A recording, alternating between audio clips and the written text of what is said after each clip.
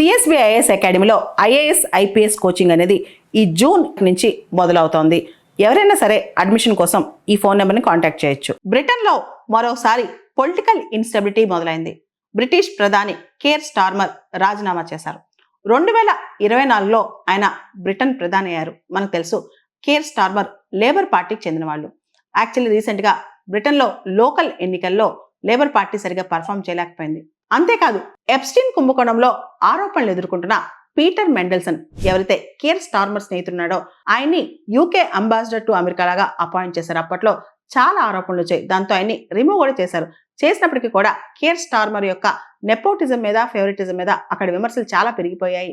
దాంతో care Starmer resign చేయాల్సిన పరిస్థితి బ్రిటన్లో వచ్చేసింది.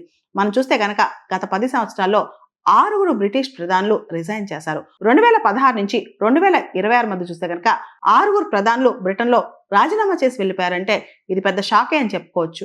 David Cameron, Theresa May, Boris Johnson, Liz Truss, Rishi Sunak, Keir Starmer మొత్తం 6 ప్రధానులు బ్రిటన్లో గత 10 సంవత్సరాల్లో రాజీనామా చేశారు.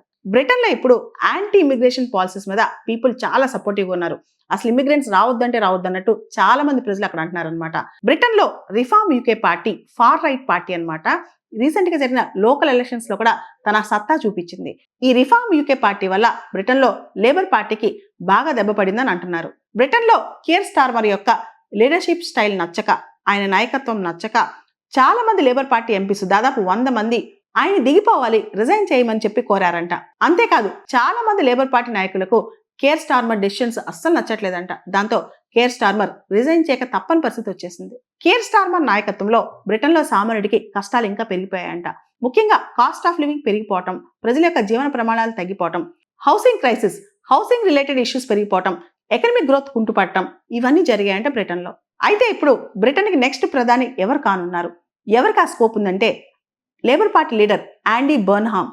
ఈయన పేరు చాలా న్యూస్లోకి వస్తుంది.